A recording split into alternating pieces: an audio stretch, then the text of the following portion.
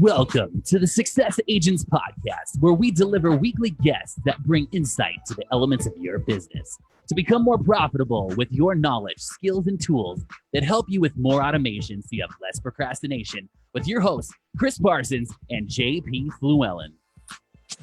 What's going on, guys? Thanks for joining us for another episode of the Success Agent Podcast. I'm Chris, and I'm with my co-host JP Fluellen, and we have our special guest, John Babin, here, and thanks for joining. You can catch us live here on Facebook. We're also on iTunes, Spotify, Stitcher, LinkedIn, even YouTube. Go ahead and find us. We're everywhere. Last week, we had special guest Bill Boyles. Bill is the VP of Title Operations for the Title Financial Company. And we talked about the importance of finding a solid title company and how that will help you stay ahead of the game. And this week, we have Home Inspector John Babin. John, why don't you give us a quick little overview about yourself, your business, and all that good stuff? Well, hi. Thanks for inviting me for your podcast. Like you said, my name is John Babin. I have a franchise called Pillar to Post. Pillar to Post is one of the, if not the largest home inspection franchise in North America. We have a big presence here in Colorado. I'm not sure how many franchises we have, about 50. And so I'm originally from the East Coast. I'm from Maine. I moved here about a year and a half ago. And I got into this business with my partner, Karen Fournier, who actually is also my girlfriend. And so she doesn't really get involved in the business part of it, but she's been very supportive, as far as the business goes. But ideally, home inspection is it's a very competitive business, but I think we do a very good job at what we do. Very cool. And how long have you been in business for yourself? About a year and a half. Okay. And did you do home inspections before coming out to Colorado? No, actually, I was an inspector, but I was an inspector for the paper industry. We physically inspected paper, and it sounds very simple, but it's more complicated than it sounds. There's a lot of elements to paper that people don't realize. But so I did that for about 8-9 years. And prior to that, I was a administrator for long-term care. Oh, okay. Gotcha. And what made you get into the real estate side of inspecting? Well, I think when I decided to move out here, ideally the market, I wanted to see what the market was doing as far as the job market and what was hot, what was not. I've always been intrigued by real estate, and I kind of have an anal streak to me. So I thought, I love people, and I like to have the ability to look at things. And so it's the perfect match, really. Gotcha. Cool. So as we know that this show is catered towards realtors, and we're going to kind of dive into some big aspects that you find important for us real estate agents to know. But just right off the top, what are some really important tips that you can provide to us realtors when trying to find a home inspector or when referring a home inspector to some of our clients? Well, ideally, I think, inspection or inspectors should be a partner within the scope of the transaction. I mean, there's a lot of elements to buying a house, more than I ever thought of. And in some parts of the country, it's even more. We have, lawyers and et cetera. But I think the partnership between a realtor and a home inspector should be one of, should be ethically open, whereas I can't be hired or be referred by a realtor and say, well, make this work for us, because that would be kind of, so I have that would work for, that person for a while, and then we'd all go to jail. But ultimately, I think that the key is that when you hire a home inspector, they should be knowledgeable, yes, and they should know what they're talking about, but nobody's perfect.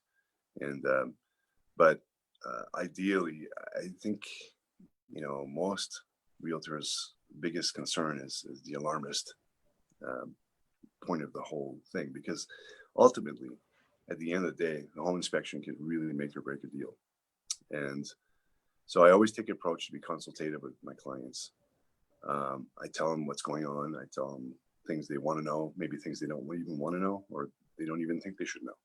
But ultimately, it's about that partnership you have with that client, and it really solidifies a triad, because just because I leave the house, it doesn't mean I'm not open to other questions in the future. So that's pretty much developing that kind of relationship with my realtors. Okay, so really an open relationship full of just transparency to provide, the answers that they need to know, maybe in the answers they don't want to know, but ultimately it's for their client, right? So knowing to a T what's going on in the house is really what you're providing. Correct. And of course, we follow. I'm governed by ASHI, which is American Society of Independent or Home Inspectors, and they govern us, so we have to follow their standards. Much like the real estate agency has their own test, and we have our own test, and we have to take credits just like everybody else. So it's good because the standards are they're pretty simple, but they're not. Ultimately, it's about being ethical with your clients at the end of the day.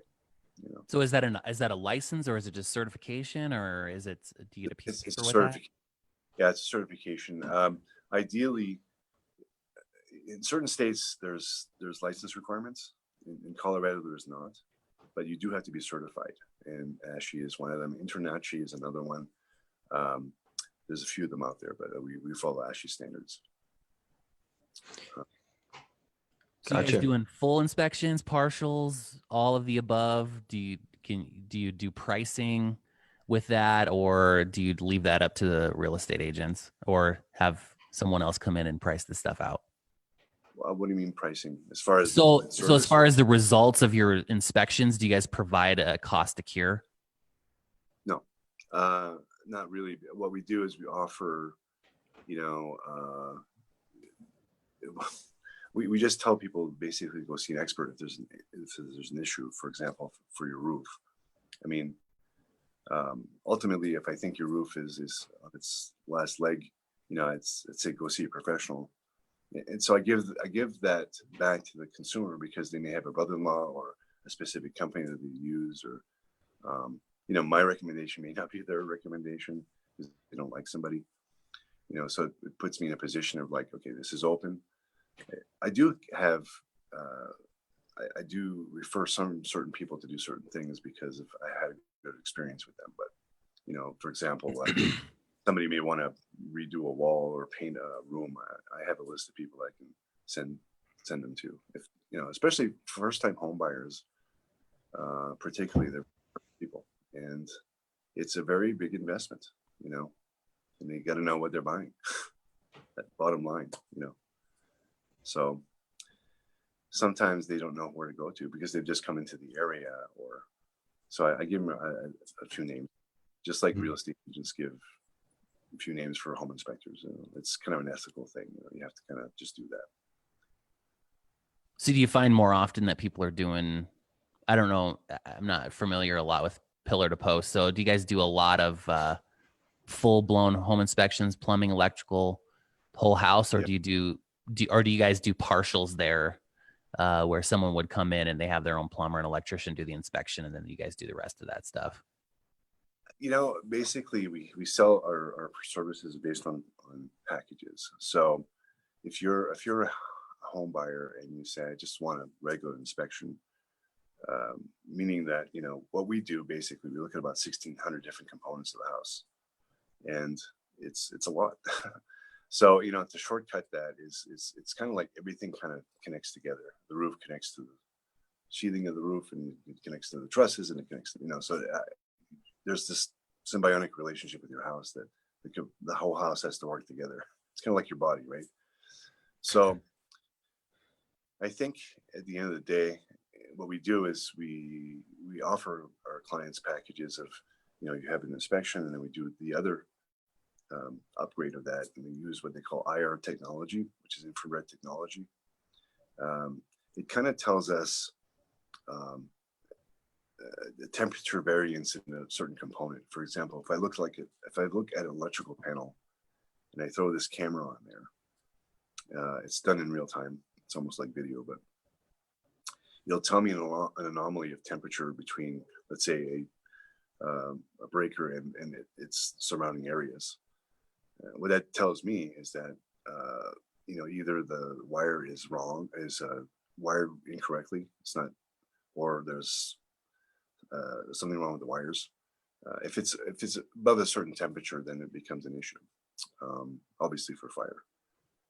And then there's a third tier of that, which I do all of that. Plus, some people are very concerned about allergens and mold, and so we have a lab that we use that can test all those components through the air or through a mold sample. So it gives people choices. It's really the bottom line is about pricing, but it's also about concerns. So I always defer them to what we call a premium inspection, which is your home inspection plus the IR camera situation, and it tells the most as far as I'm concerned. Mm-hmm. And do you have a lot of inspections with radon?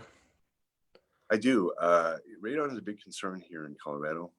It's without getting technical, basically we're and everybody blames everybody else. So, but ultimately it's a natural phenomenon. It's a decaying of uranium in the ground, and it comes through fissures in the ground. And the problem with housing today is that it's really well built houses that have very tight envelopes. The problem is that the air that comes through the ground, or it radiates through the ground, it's called radon, will stay in your house. And if there's no way to mitigate that, then it'll be part of your breathing every day. So yeah, it's a big problem in Colorado for whatever reason. I'm not a geologist, but I can tell you that. And it's really weird to see, if I'll do a radon test, it takes a couple of days. And we do a radon test, and one house on one side of the street will have a high rate of radon, and next door neighbor will have none. It's kind of weird. But the big picture is we're digging in the ground. We don't know what kind of fissures are underneath the ground, 1,000 feet down. There's no way for me to know that, but so it is a big problem here in Colorado. So how is that mitigated? There's a couple of systems out there that, there's variations of these systems, but basically you either have an active or passive system. An active system basically has a pipe going underneath your foundation through your floor of your basement or crawl space. And there's a fan that actually sucks air from the ground. Or the passive system is the same kind of configuration, but there's no fan. That's the short answer. Gotcha. And then, so I read something on Facebook about sewer scopes. Do you find a lot of people doing them, or when is that recommended? Like I know on the East, it's probably a lot different than out here in Colorado or up in Wyoming. A lot of it has to do based on the age of the home. When are sewer scopes generally recommended? Well, it's kind of funny. The sewer scopes are recommended, in my opinion, especially houses older than 20, 30 years old, because of the fact that it's the kind of components they use to actually drain your sewage from the house. So if it's a clay type pipe, it'll probably be cracking at some point in time. Ground moves all the time. You can't help that. And it just takes a really small crack for a plant or to actually bore through your system, and it'll block your system really easily. But I've actually had people look at their house right after they built the house, and there have been problems there too, either in design. Yeah. So I recommend it if you're concerned about it, number one. And honestly, I think it's not a bad thing, because mitigation of these systems are not cheap. I mean, you have to dig into the ground, and you're responsible from your house to whatever hookup you have. It could be to the city or whatever, or it could be actually in your backyard. But at the end of the day, you're responsible from the road to your house. So, I've heard people spend $20,000, $30,000 in redoing there. So it's worth, a couple $100 just to look at your sewer, honestly. Sure. Wow. Have you ever had anyone with sewer problems, JP? Yeah. Yep. Yeah. I've had, the tough thing about any of these, vendors out there doing their thing is that they can recommend something and that may not be the fix, but they're only going to be responsible for up to the fix, So the thing is, like, the homeowner has to take responsibility for you do as many inspections as you need to feel comfortable buying the house, and if it costs you $1,000 to do repairs to save 10,000 later, then do it, but I've had other clients that, they just want to do the basics, because they're comfortable with whether it's the newness of the property or whatever it is. But I have had, sewer lines go bad. I had a guy call me one time and he's like, "Hey, you sold me this house like 2 years ago. And, my backyard looks like a sewage discharge area." And it was like literally like the septic had exploded in the backyard. Like, that's how bad it was. His grass looked really good though. So, well fertilized. so there's that. So, you got to look at the bright side of everything, right? But yeah, go ahead. That actually happened to me when I was living in Maine. That the tank I had collapsed. Oh, geez. And you don't really see that till you see it, Oh yeah, and it's gross, and the neighbors will let you know before you know. So, so like he was like, I think he was outside doing something. All of a sudden, he heard, and it was like the yard was bubbling up, and so he's like, I think I got a problem. So here's the crazy part. So he went and investigated what the issue was, and it turns out that what's the phone company?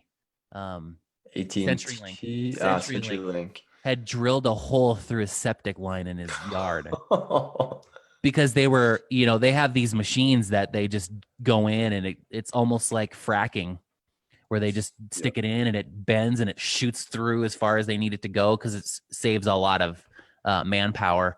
And he goes in there and he showed me a picture of it, dude. It was insane. There was a phone line drilled right through his sewer line in his backyard. Yeah. So he ends up calling the city, and they're like, "There's no way in hell that could have happened."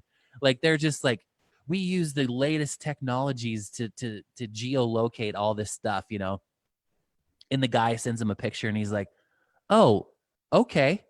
Well, let us talk to," and of course, all of these companies have like the residential real estate department that they have to go through, and it took him like, I want to say it was almost 2 months before they were able to go out there, because he's like, "I'm not paying." Yeah. Wow. But luckily he discovered that it was a rental property, and he was in between renters. So it just so happened to work out just fine. But wow. We ended up just sitting on it, and then but he showed it to me, and I was like, "Dude, that is freaking nuts." But yeah, it was a perfect circle right through his phone line, shooting right through it. It's crazy. Have you ever had anyone come back on you, John, for like you inspected their house and something went wrong, 6 months later or something? Has anyone come back on you for that? Not really. I mean, I've had people ask me questions about, something that actually has progressed. For example, they wanted to see if the roof that they put on was kosher, so I've gone back and looked at it. But as far as any anomalies that I've made mistakes on, not yet. Yeah, for sure. I mean, I've been very fortunate that way. Yeah. What systems of the house are you generally most concerned about? Is there anything that stands out to you initially, or is that kind of based on your initial assessment when you look at the property?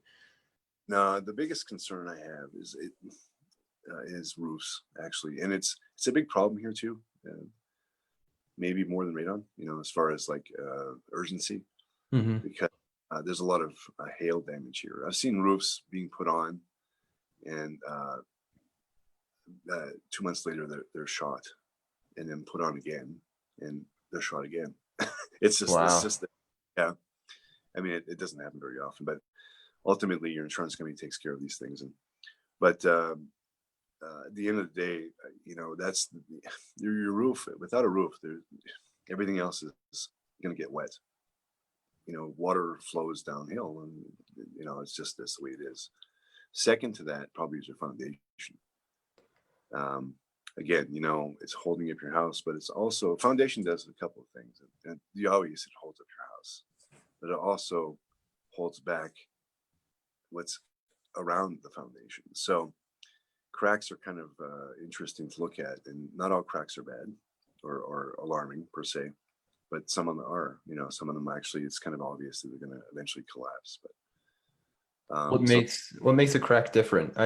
So when I had an open house, I heard a realtor talking about some cracks in foundations. And does it have to do with like the orientation? If it's a vertical crack versus a horizontal, the vertical is like settling versus a horizontal is pushing, or do I have that totally wrong? It's the opposite usually. Okay. But you had a 50-50 chance, right? Yeah, and so, I blew it. Hey, statistically speaking, everyone is correct at some point. Yeah. But no, actually, usually if it's horizontal, and especially if it's horizontal and there's a number of cracks, think about crashing your car against the wall. You know what I'm saying? What would be the first thing you'd see? It'd be a crack, probably in line with the outline of your car. So, you visually can see your car just crashing into a wall, and see what's on the other side of the wall. It's probably going to be an outline of your car cracking the same way. So if you look at pressure from the outside, it probably would be in a horizontal level. There's a big problem, or they've discovered over the years here in Colorado, we have a mineral called bentonite. And bentonite is the mineral that is used for,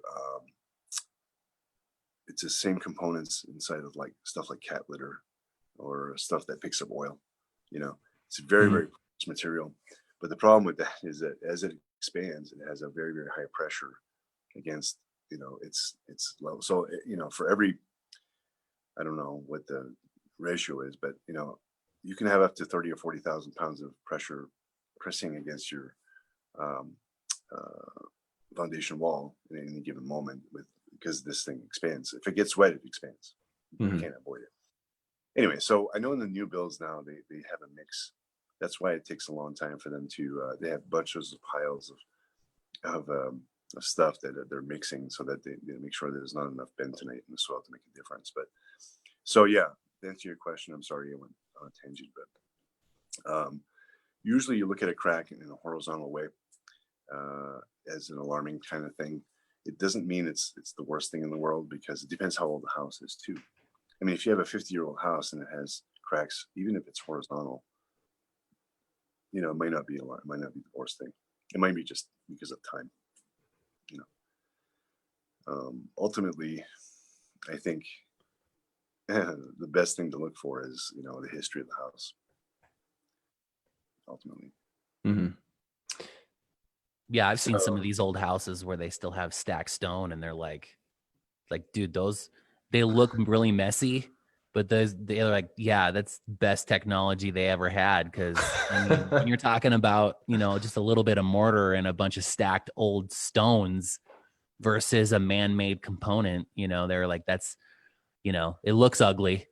You can't put sheetrock up against it, but they're like, he's like, dude, they knew how to build houses way back in the day, like solid houses, I've seen houses that are about 120 years old that, it's amazing to me. I mean, they're crooked, but right. But they're still standing. They know how to do math back then. It's not that Common Core stuff that they're doing now, or it's like, I mean, well, if we go ahead and put that up and it still looks a little fuzzy, oh well, everybody wins in the end, right? At the end of the day, you're right. I mean, it's interesting to look at housing, the way they're built today versus the way they were built. I don't think it would be cost effective to build them like the way in the old days. No, I mean, not to put off what the track builders are doing. They're doing what they need to do to meet the demand. But not everybody owned a house back in the day either. It was, That's right. so, it was usually the homeowner, and then they had a bunch of outbuildings, and then all the people that couldn't afford houses lived with the same person, and that's why you see like a lot of these, like up here in Wyoming, a lot of the houses that are single families now were part of a like compound of the homeowners, and then they had all the people that worked for them on the same piece of land, and so. Or families would live together. Grandpa would be upstairs. Yep, exactly. That's it's almost changing now, isn't it? I mean, people are staying home with their parents longer, so I hear. Yeah. If you're a millennial, you're gonna. What I've heard is the average millennial before they move out is like 35 before they decide to move out of the house. Dude. Yeah. Yeah. Wow. It's insane. Like, because they're just like, that's not on their priority list of things to do in life. It's like, oh, dude, I can make $1 million playing video games. So if I live in my mom's basement until I become rich, then I'm good to go, And so it's like, that's not a really a good path for success, No. So I'm just saying, like, not everybody's gonna, be on the league of Mortal Kombat on ESPN or whatever, or make it big on what is that? What is it? Twitch. Twitch. Yeah. See, you would know. You're a millennial. Yeah, but at least I moved out of my parents' basement. You did. Good for you when you were 33 and a half. So good job. You're not a statistic. For the record, I just turned 26, so Okay. I'm well ahead of the statistics. There you go. Write that down. So if you're watching, give Chris some props for being an extra millennial. So, but it's interesting you say that because I've seen that. People who are transitioning from the retiring, and I'll see sometimes a lot of times buyers will walk with me, and it's not a rare occurrence at all. And a lot of inspectors don't like that because it just takes more time, right? You got to be talking to your potential buyers, and they have concerns, and I have a timeline, and I want to go, and whatever. But I enjoy talking to first time to buyers, period, because it's clear, they understand what that crack means, they understand whatever, and at the end of the day, it doesn't come back to the broker and say, did he mean this or did he mean that? sure. So, but I've seen a lot of people moving out, and these are not the kids; these are the parents who are saying, "We're actually downsizing our house," and Junior, who's following them behind, kind of going, "Yeah, they're moving away," Yeah, because they've had enough. It's like, I'm moving out of this area because you won't move out, so I'm gonna move out. This is my forced eviction. It's right. I'm evicting my own self because there's no other way out. So yeah, the in-law suite is really for the in-laws. It's not for True. It's not it's yes. It's for the in-laws, not the outlaws. But there's some interesting designs here. I really like. I think builders are doing a good job as far as the design of things in terms of aesthetics. It's really interesting to see. Like, there's a period of time where houses have become the tract homes of the past are not what they were as far as aesthetically. It's not just a ranch garden level, and you have a basement and it's square, and now you have levels, and but it also makes it more complicated as far as to build and as far as to inspect as well, because a lot of things are covered, and it's not just a supporting wall, there's poles everywhere, and you don't know where they are, and you have to find them. So it's kind of a challenge, but it's actually very, very intriguing. So as far as the building envelope in and of itself has never changed in millennials. You still need the regular components. You still need a roof. You still need a foundation. You gotta have 4 walls. Windows and all that stuff came later, but ultimately, the materials they use today are some of them are experimental, but they're very good. They've been tested. It's like you're familiar with EFIS. This material that usually is used in more warmer climates, but it's basically a stucco that's on backing of foam. You see that a lot, especially in Arizona and stuff like that. Great material. It actually is good for the insulation of the house, but they've also had problems with it too if they're not done right. So you get I've heard that if it's not done right, it'll make the house too airtight, and then it doesn't breathe. Yeah, what happens too, really, what you're trying to avoid again is moisture and water. If you keep your house dry, you can have it forever, honestly. Unless it burns, like unfortunately what happened in France. But the Hunchback of Notre Dame made it out though. So for the record, write that down. He's surviving. So that's right. Too soon, bro. Too soon. Sorry. We're still actively sitting. No comments. I don't want to see any negative comments on this. Just kidding. So in any case, the CFIS stuff is basically it's a great material, but if it cracks, that's what you have to be cognizant of. If it cracks even a little bit, it could be an issue because you won't see the moisture going behind it, and most of the time it's wood structure. So they've had houses torn apart after 3 or 4 years that are just blanketed with mold. And wow. Yeah, we have some houses up here. I don't know. It's probably between the 60s and 70s. They were making siding out of this like layered cardboard paper stuff. Yep. And the water would just whisk right up underneath it. If it wasn't sealed, it would wick right up underneath it, and it would just start, like when paper gets wet, it would just expand and look all gross, and then it would get moldy and stuff. I actually own a house that has some of that on it right now that I'm got to get resided. So have you worked with 3D printed homes at all? I know they're kind of a new thing, but I was curious on what your take on that is. I think it's cool. But I've never inspected anything like that, not yet anyway. I think it will in the future because they seem to be cheaper. Yeah. Right. But yeah, I saw that on LinkedIn or something like that. And I thought that's a really cool concept. I don't know any builder doing it though, personally. Yeah. The problem with technology is that it takes so many iterations before it's cheap enough to make it work for the general consumer. Right. They're just now starting to get, like, Tesla is starting to now finally get into a price range where more people can afford it. Mm-hmm. So it takes quite a bit of, innovation and consumer testing to figure out exactly where it's going to go. Because Google goggles didn't take off very well, and that was pretty cool. Right. So. Yeah. Any other technology that you see taking off besides 3D printing? Who knows if it's going to happen, but.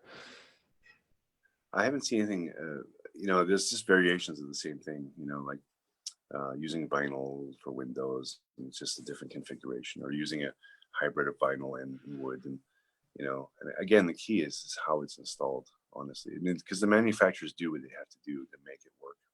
Mm-hmm. And because they don't want to come back to them. The perfect example of that is, you look at a electrical panel, and there's a outfit out there in New Jersey, actually, is called Federal Pacific, who has been responsible for thousands and thousands and thousands of fires. I don't want to pay their insurance bill. Yeah. So and I see them once in a while. It blows my mind. It's like, okay, what do I do with this? I'll just document what I see, and I would suggest you replace it. But some of them are actually working fine. You just never know. But they had this huge lawsuit, and unfortunately, in the 70s and 80s, that where they had the peak of the market, they were putting these things in there. Basically, what they were doing is the components are the same, but these breakers wouldn't break during a time of a lightning storm or something like that. And the thing about electrical fires is they don't stop burning until there's nothing to burn. You know what I mean? They keep on going until there's no contact. So that's why electrical fires are kind of dangerous. Mm-hmm. Yeah, more so than most anything else. But so one of the things that comes up in inspections quite often is not the correct manufacturer breakers? At least up here it does. What's your take on that? So like there's certain panels, and panels have a manufacturer of a specific breaker that's, kind of like OEM versus generic. We get it written up a lot up here in inspections. Oh, these are not the right manufacturer breakers. What's your take on that?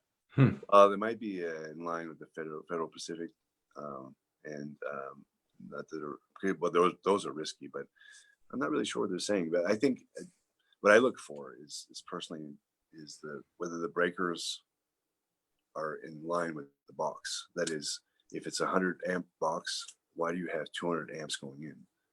And that, Right. well, it depends. Yeah, it's like you have over the years. I mean, we all try to save money. It's just what we do. So I think if I put I'm getting a hot tub now, and I got the jacuzzi shower, so that's going to take more power. But I don't want to spend another $15,000 and redoing my house as far as electrical. So I'm just going to pack it into the electrical box, and so I'll do it myself. Right. So, like I see that once in a while, and I mean, are you familiar with knob and tube wiring? Oh yeah. Yeah. So you must see it in your neck of the woods. Oh yeah.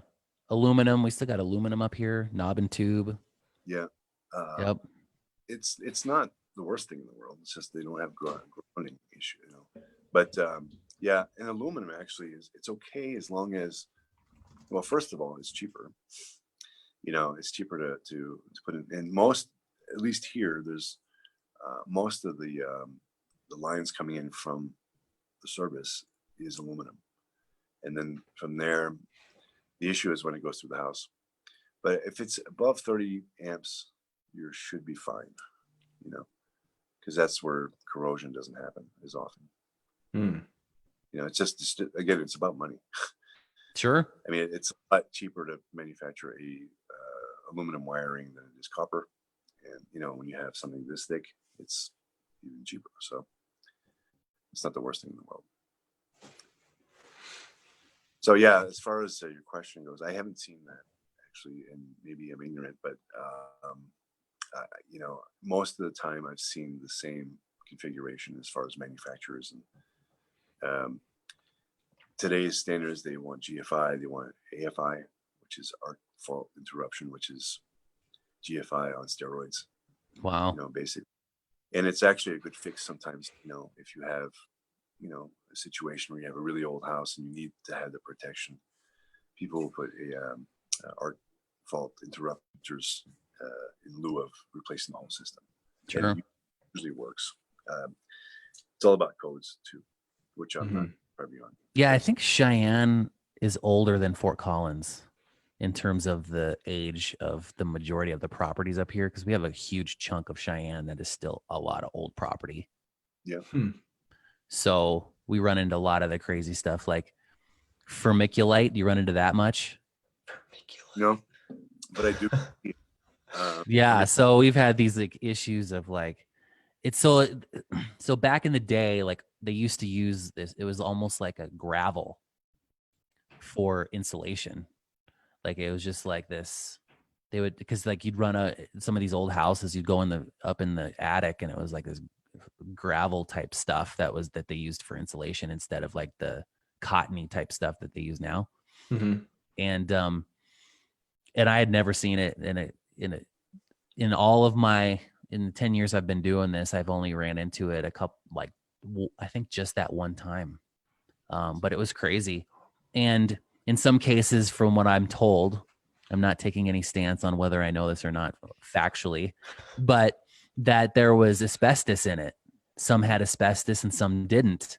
So then it was like, you run across this stuff and then it's like a deal killer because they're like, I'm not going to spend thousands of dollars to test this stuff to see if it's, you know, and so it goes back on the homeowner,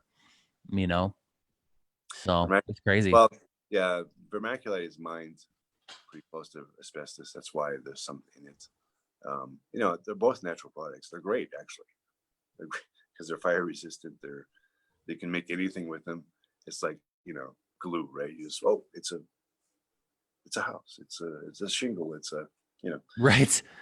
and it only becomes really, really, really dangerous if it's what they call friable, which you see basically in construction because you're cutting things, right? Sure. But usually an alarming thing for me is when I'm looking around the house and the house is made in 1974 and it has popcorn ceilings. Usually that's asbestos. And I always recommend to test it because, you're probably going to remodel your home. As far as mitigation goes, that's what's costing so much money. But you understand why, right? I mean, it's the zero negative air that they have to use, and they have to quarantine everything off, and then it has to be like the stuff that we get up here. We have to ship it to Denver. Yeah. Wow. Because there's a disposal facility for that stuff specifically. So I wonder what they do with it. I don't know. That's right. The world's most dangerous job, working in an asbestos landfill. Yeah. Where's Mike Rowe? What's that guy's name? Mike Rowe. Mike Rowe. Where's he when you need him? Yeah. Head dive into an asbestos pool. How'd it go, Mike? I don't know. I have cancer now. I can't. My brain doesn't work anymore. Yeah. I don't understand. Yeah. So it's one of those. There's so much litigation on that people just don't take chances with it. Yeah. And it's a great material though. And you'd be surprised even in new homes, there's probably asbestos in it too. You just don't know about it. I mean, because understand that a lot of things are not manufactured in the United States, right? And it's still being mined. It's one of the biggest mines, I think, is in Canada. And I believe so. I don't remember, but they actually they ship stuff all over the world. So I mean, if you're going to get tile that's made in Taiwan, and it uses certain materials, and this is for the United States, and maybe there's an acceptable amount. I have no idea. But again, it's materials today actually are more dangerous as far as fire, the burn. Sure. Right. I mean, back in the day, they used the materials that are harmful to us if we eat them or breathe them. But now things when they burn pretty fast because they're natural materials or whatever. Mm-hmm. It's like, what's the lesser of two evils? Either burn to death or die of cancer. So yeah, I mean, your chances of survival are much less now than they were before. So one of the things I do, and realtors really, really hate this, but I always tell people to take their CO detectors and smoke detectors when they take over the house, just to replace them, whether they need to or not. I don't say whether they need to or not, but whether they work or not. Because particularly if they don't work, but no, it's just because it's that extra thing that you have to do for yourself. You start from fresh. Okay, 10 years with this bed, and the way I test it, all it tells me is that it's working, meaning that the battery's working. Right. And you don't do the thing where you check to see how old they are. Well, usually it's usually labeled, with somebody scribbling on it. I installed this October of 2014, and that I checked that.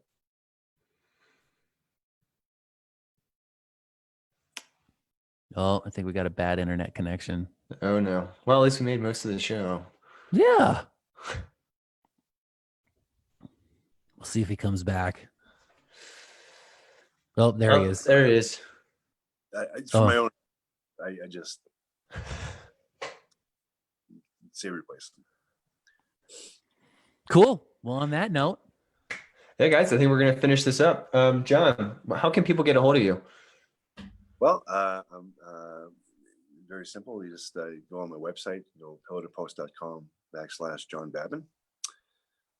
Or you can call me at 970-599-0283 or 0282. And or email me at babinteam@pillowtopost.com. That's the best way to get a hold of me. Cool. And then you've serviced mostly Northern Colorado. Do you service Wyoming as well, or is it mostly just Northern Colorado?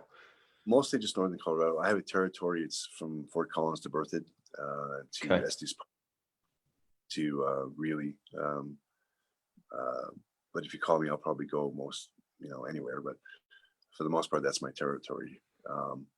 The cool thing about what I can do for you too is if we meet as a realtor, trying to find the easy button when things are stressful. I have an app that you can use that you can actually schedule home inspection just by pressing a button, on your phone, which is pretty quick. Great. And what's that? Is that just a pillar to post app? Yeah.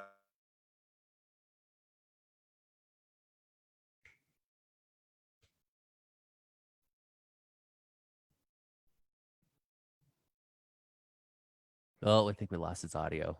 Yeah. All right. Okay, pillar to post app. Pillar to post app. On your device. Download that. Look for John Babin. You'll find it. You figure it out. You have a phone.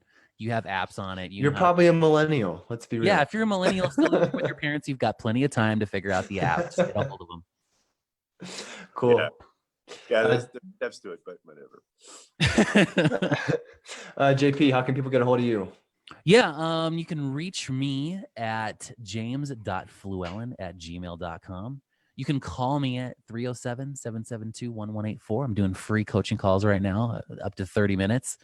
And just to kind of dive into your business, see, figure out where your strong points are, where your weaknesses are, and see if we can come up with a quick game plan on how to fix that. And usually it's, one small little thing that you can do to fix your business will put thousands of dollars in your pocket. And you can just, if you can't remember any of that, JP Fluellen in Google, you'll find me everywhere. Thanks. Perfect. Guys, if you want to get a hold of me, go ahead and reach out to chris.successagent@gmail.com, or you can just ping me directly on the Facebook page. I'm always looking for new guests, new interesting guests from all different fields of real estate. So if you have someone in mind or you yourself would like to join in, definitely give me a holler and we'll see if we can get you on our schedule. Until then, guys, thanks for joining, John. Oh, make sure you give us a 5-star rating if you like what you're hearing. And because we do this for free, guys. We don't get paid. It's all content that's going to put money in your pocket, and we're doing this for free. So give us a 5-star review anywhere: iTunes, Stitcher, Anchor Radio. Where else we got? Spotify. Give us a like on YouTube. Yeah, like us on YouTube. Share this if you think you find value in it. And peace. All right. Thanks, John. Still lost them. All right. Thanks, guys. See ya. Deuces.